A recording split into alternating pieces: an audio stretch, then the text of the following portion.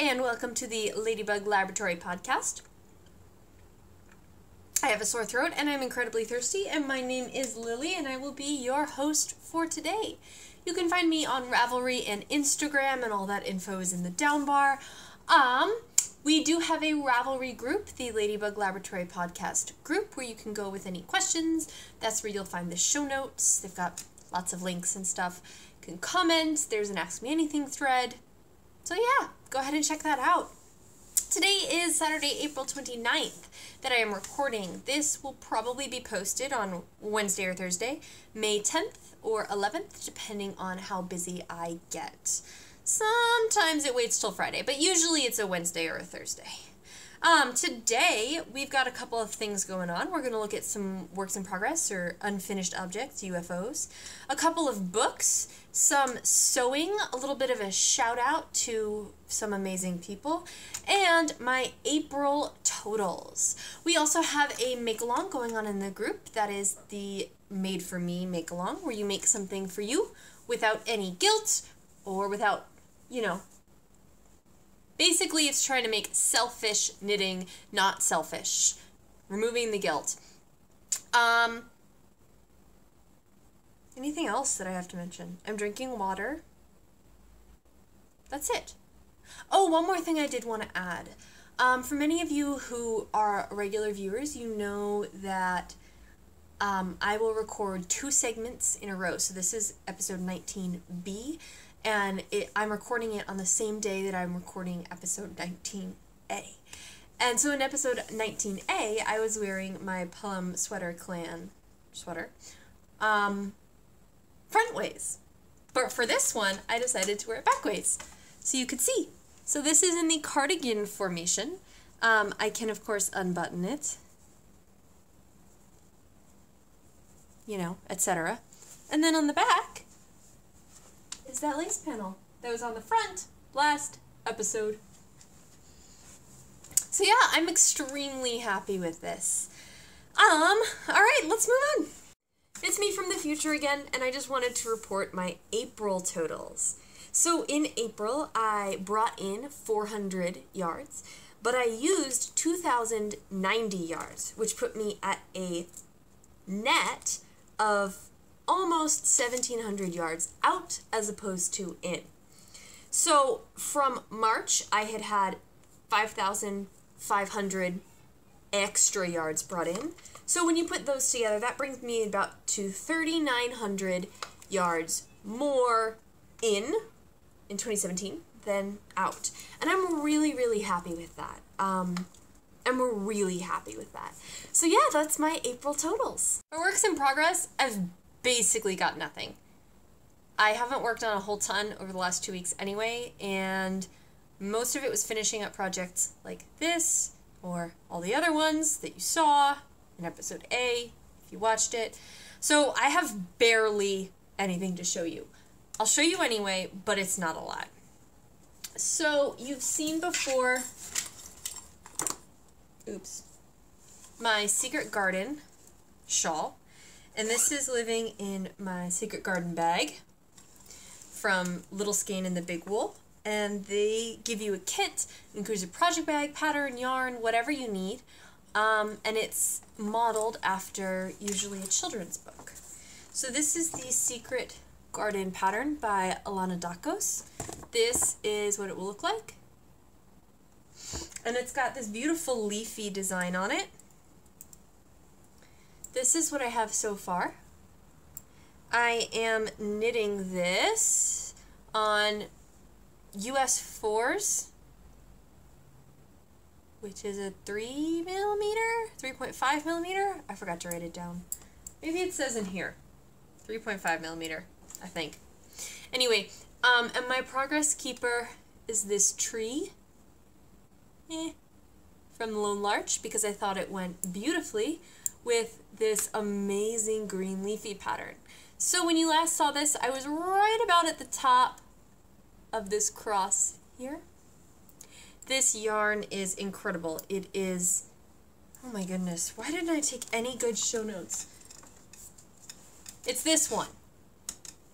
And this is the Western Sky Knits in the Magnolia Sock, which is an 80-10-10 superwash merino, cashmere, and nylon in the Wick colorway. And it's beautiful. I really love it. The large version of the shawl calls for 3 skeins. I only have 2 because that's what came in the kit. I am hoping to get a 3rd skein so that I can do the large version. I don't think it's going to work. So I'll probably end up doing the small version.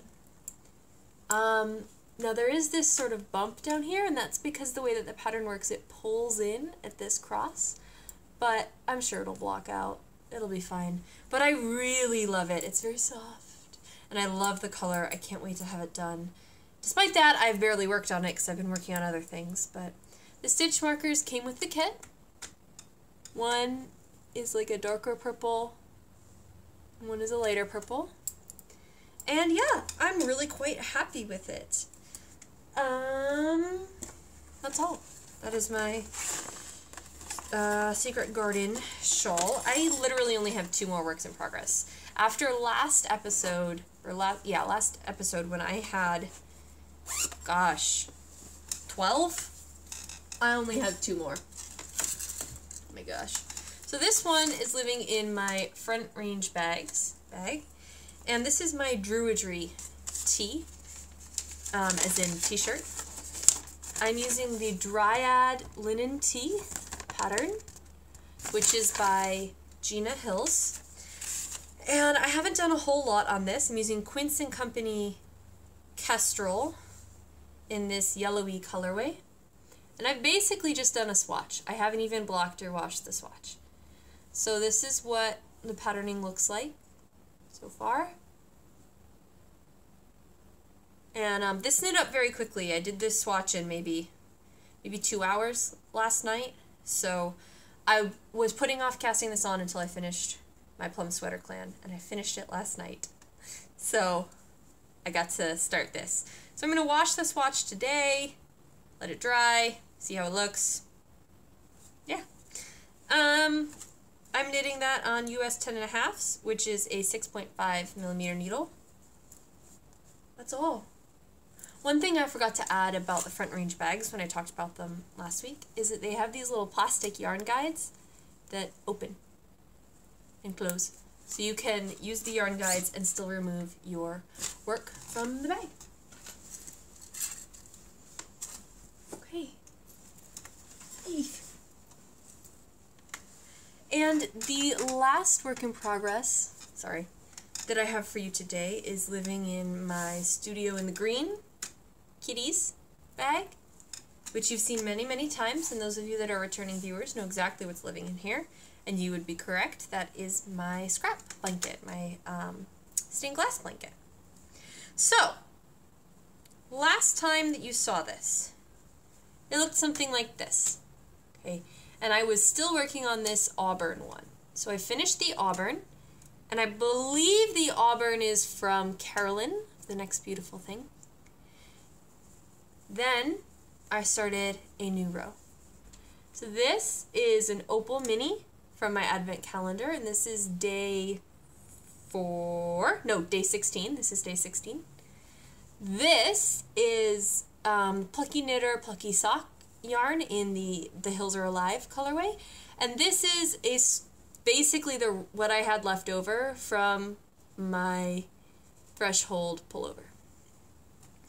And then this one is a little like blue and green and yellow scrap that I got from Jessamine of the Knitted Towel, and she only sent me like 4 grams because she was saying she had a lot of tidbits left over and she didn't know if anybody else used them, and I do. So yeah, those are the 4 squares that I've done.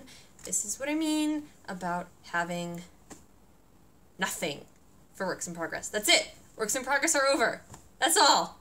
So I'll see you in the next section. This is the last time you will see future me, so say goodbye.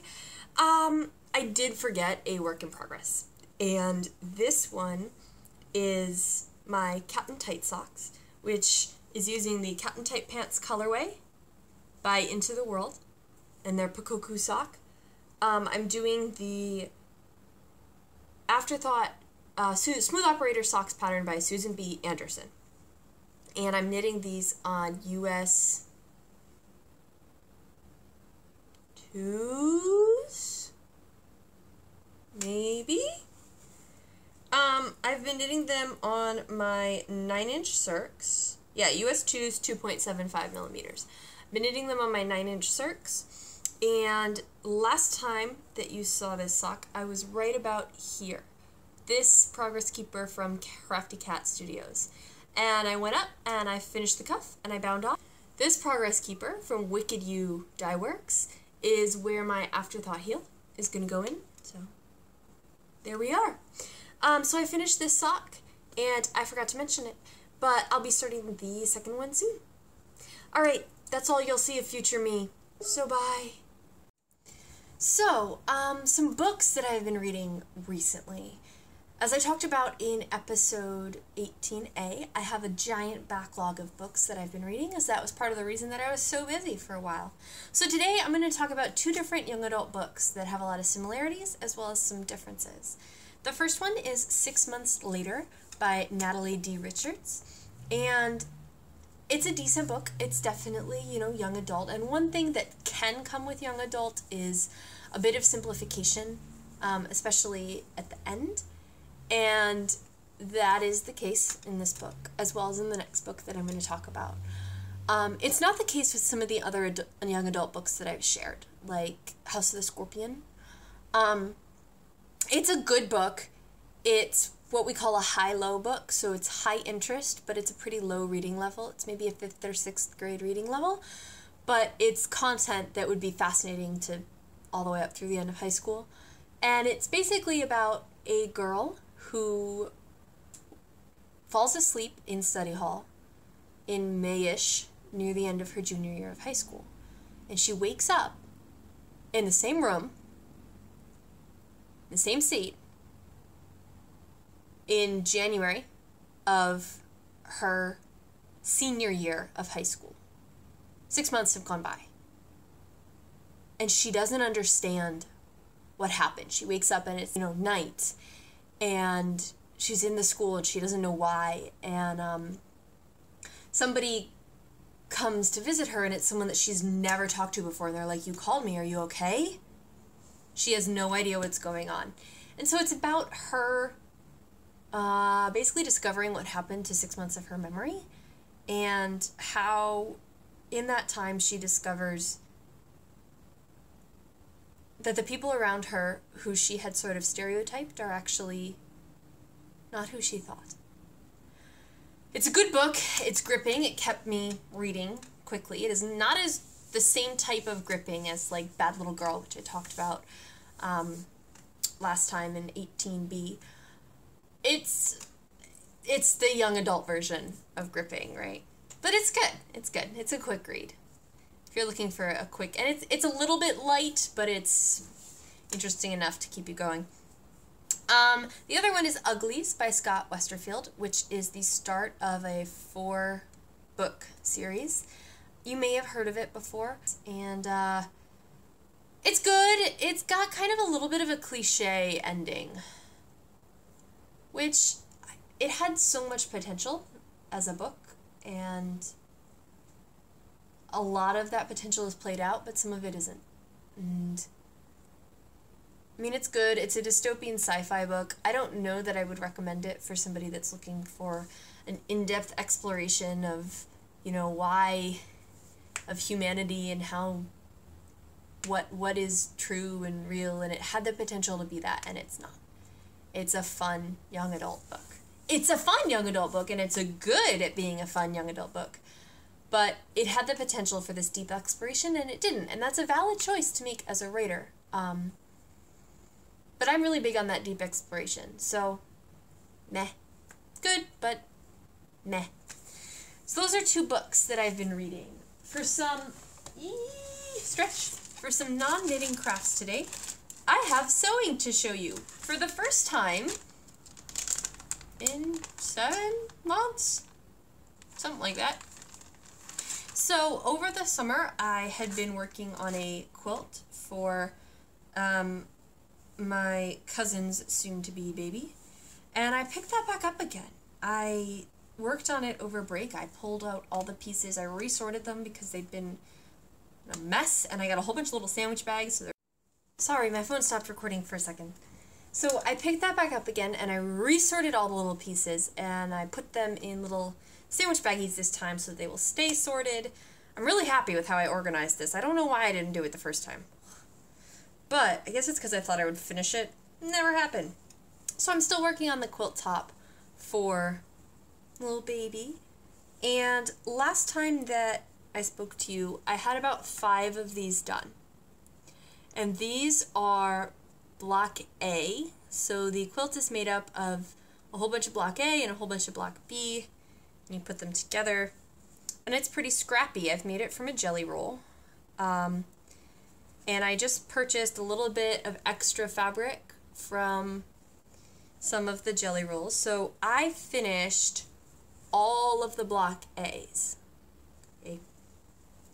And for the block A's, I have sorted the strips into basically pinky, tealy, or like the lighter green, light blues, and dark blues. So that's block A. Got all of them done. I had to make 16 block A. I had about 5 when I spoke to you last, as I said, so I've got all 16 done this time. And I started piecing together block B. I have to make 25 of block B, and I've got most of them about 1/3 of the way done, but I have 5 that I've finished. So this is what block B looks like. And it's the same setup. You've got these sort of tealy light greens, the pinks and the oranges, the lighter blues, and the darker blues. So, yeah, I'm pretty happy with how this is going so far. I probably won't finish all of the block B's before the end of the school year, but that's okay. That's okay. I can live with that. Over the summer, I'm planning to finish this quilt, and that's kind of a must, and I also have to, at the very least, get the quilt top done for another quilt, because, so these are all cousins from Randall's side of the family, and we have a pretty strict Christmas schedule where we go his family, my family, his family, my family. And so 2 years ago, at the last Christmas that I had with his family, I gave all the small kids quilts. And this is the kids from the next generation, so the kids of the people in our generation. And originally what had happened is a new baby was going to be born, and I wanted to make them a baby quilt, and then I realized there were only 3 other kids in that generation that had been born. So I might as well just make them all quilts, and part of it was I wanted to make more quilts, and it was an excuse. And so the 4 of them got their quilts at Christmas 2 years ago. And Caleb, the youngest, gosh, I think he was 6 months. No. A little bit older than that. A little bit older than that, maybe a year. So he got his, you know, and it was a little bit after he was born, but whatever. So then I decided that'll be my thing. I'll make baby quilts for the people on this side of my family. And this one is from little baby Riley. Nope, this is little baby Cecilia. And she was born early, let's see, maybe in April of 2016. So she's about a year old at this point. And I was gonna try and get it done by last Christmas, but then I realized, you know what, it's better to do it in person. I don't want to ship it to her, and she's not gonna appreciate it at this age anyway, so I decided I'm gonna wait until the next Christmas with my husband's family, which will be this year in 2017. And since then, we've had another little baby that's been born. I believe she was born in October of 2016. Riley, so I will be making her quilt as well, and I'll give those 2 to the little kiddos at Christmas this year, so that'll be nice. So all that is to say, I have to get them done this summer. which is fine. I can handle it. I have way more of the summer free this year than I did last year, and it'll be fine. So at this point, I'm going to move on to, sorry, I'm just checking to make sure it's still recording. I'm going to move on to a little bit of thank you and gratitude to some amazing people that are out there. And the first one is Carolyn from The Next Beautiful Thing.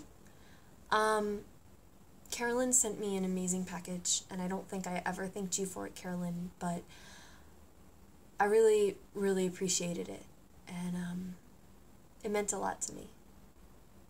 And, you know, my life's been a little bit crazy now as well, and so I'm sorry if I never thanked you for it, but thank you, thank you. And most of the package was pretty personal, so I'm not going to share that. She sent, you know, some lovely goodies, some tea, and whatnot. But one thing I did want to share with you is this progress keeper that she sent. Darn it. You're not going to be able to see it, are you? It says, cleverly disguised as a responsible adult. And I love it. I love it. I've been using it ever since I got it. It's a phrase that I've always used anyway, and it makes me very happy. So thank you, Carolyn. And the other thank you that I wanted to put out there was to Eva of the Eva Christie Hand Knitting podcast. And last segment I showed you last episode, excuse me, I showed you a clip of me frogging and kind of freaking out about it. And a lot was going on. There was a lot more tied up in it, but Eva sent me a message and said, do you want to frog on Skype? And she and I had been planning to catch up, have a virtual knit night anyway, so the lovely and amazing Eva and I got a chance to chat this morning, actually, and I finished it. I frogged it. So it's still ramen yarn. I'm going to soak it, and I'm going to split it by the color step of the gradient. And I haven't decided what's going to happen after that, but yeah, I'm going to soak it, split it, and wind them into separate balls, and then we'll see what happens. But yeah, I'm actually kind of excited to do something with this yarn now, and not just have it sit there languishing. So, thank you, Eva, for chatting with me and always being there, and having your amazing, amazing support is awesome, and you're amazing too, so thank you. But yeah, thank you so much for stopping by. Happy everything, happy stitching, happy life-ing, happy breathing and eating and sleeping and awesoming. I'm a little wackadoo today. Thank you for stopping by. It was nice to see you guys again, and I hope you have a fantabulous day. Bye!